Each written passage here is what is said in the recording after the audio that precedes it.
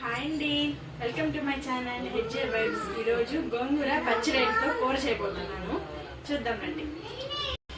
ముందుగా 2 చిన్న కట్టల గోంగూర ఒలుచుకొని బాగా కలుపుకొని ఒక దబర్లో పెట్టుకొని ఉడికించుకోవాలి.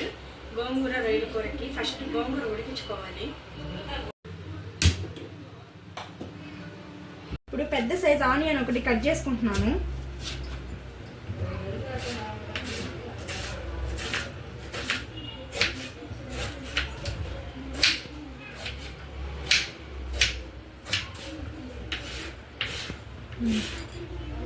రెండు మీడియం సైజు టమాటాస్ కట్ చేసుకుంటున్నాను. చిన్న చిన్న ముక్కలుగా కట్ చేసుకోండి.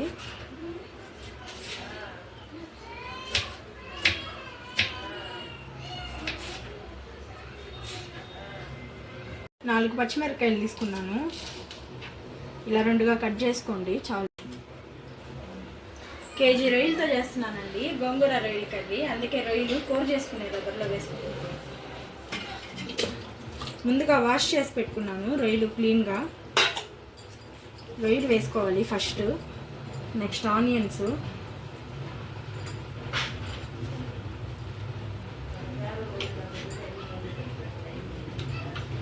టమాటాలు కట్ చేసి పెట్టుకున్న టమాటాలు, పచ్చిమిరపకాయలు, కరివేపాకు, రుచికి సరిపడ్డ ఉప్పు, పసుపు, కారం 1.5 స్పూన్ వేసుకుంటున్నాను.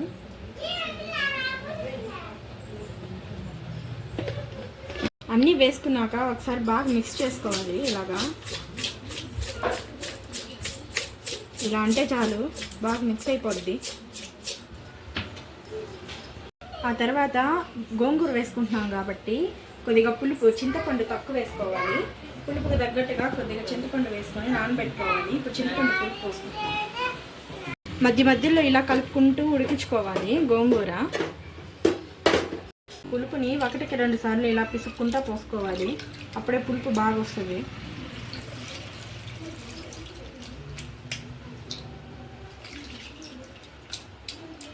మరి కొద్దిగా వాటర్ పోసుకొని మళ్ళీ పిసుక్కొని వంచుకోవాలి.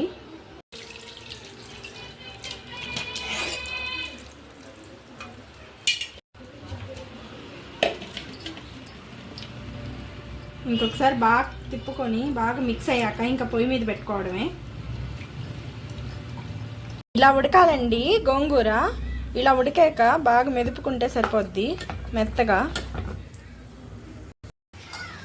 కూరని మధ్య మధ్యలో ఇలా కలుపుకుంటూ ఉడికించుకోవాలి. బాగా దగ్గర పడాలి కూర.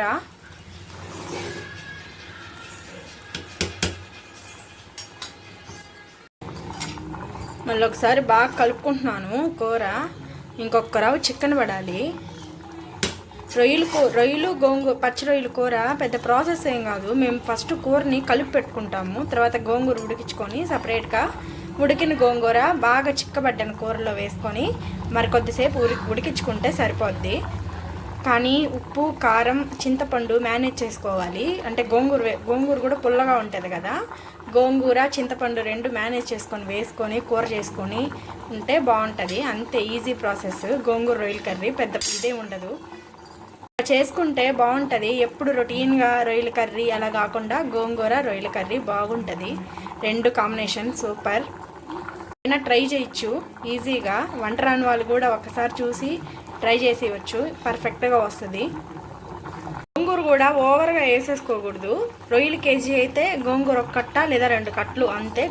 రొయ్యలు ఎక్కువ ఉండాలి, గోంగూర తక్కువ ఉండాలి. అప్పుడే కూర టేస్ట్ బాగుంటుంది.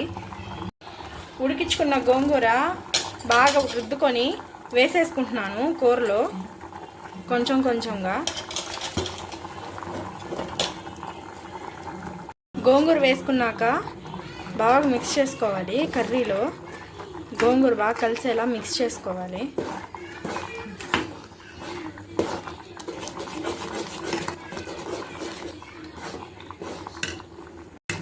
బాగా కలిసిపోవాలి గోంగూర కర్రీలో. కలిసిపోతే ఇలా ఉంటుంది. ఇలా ఉన్నప్పుడు ఇంకాసేపు బాగా ఉడికించుకోవాలి. దగ్గరగా అవ్వాలి, పులుసు పులుసుగా కాకుండా దగ్గరగా అవ్వాలి కర్రీ. అప్పుడే టేస్ట్ బాగుంటుంది. ఇది నాకు మా అత్తమ్మ చేస్తుంటే చూశాను, ఇప్పుడు నేను ట్రై చేస్తున్నాను. టేస్ట్ వేరే లెవెల్ ఉంటుంది అసలు.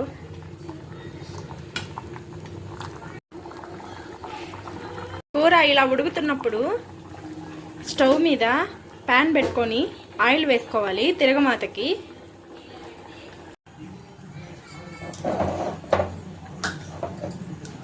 ఆయిల్ వేసుకుంటున్నాను.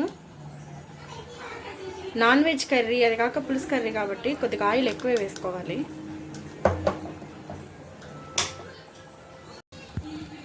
ఆవాలు వేసుకుంటున్నాను. ఆయిల్ బాగా హీట్ ఎక్కాక ఆవాలు వేసుకోవాలి. కొద్దిగానే మెంతులు, ఎక్కువ వేసుకోకూడదు మెంతులు, కొద్దిగానే వేసుకోవాలి మెంతులు. ఆనియన్ కట్ చేసి పెట్టుకున్న చిన్న చిన్న ముక్కలు ఆనియన్, కరివేపాకు. ఆనియన్స్ ఇలా ఎర్రగా వేగిపోవాలి, డీప్ బ్రౌన్ కలర్లో వేగిపోవాలి.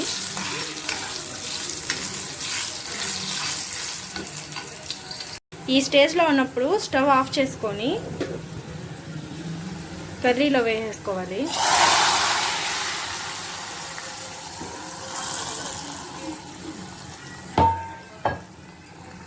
తర్వాత కర్రీలో వేసుకున్నాక బాగా ఒకసారి కలుపుకోవాలి. అడుగంటుతుంది. గోంగూర వేసుకున్నాక మధ్య మధ్యలో కలుపుకుంటూ ఉడికించుకోవాలి బాగా దగ్గరగా.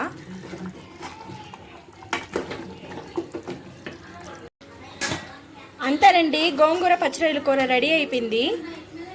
ఇంకా స్టవ్ ఆఫ్ చేసుకొని మూత పెట్టుకోవడమే. ఈ వీడియో నచ్చితే లైక్ చేసి, షేర్ చేసి, సబ్స్క్రైబ్ చేసుకోండి. Please support me.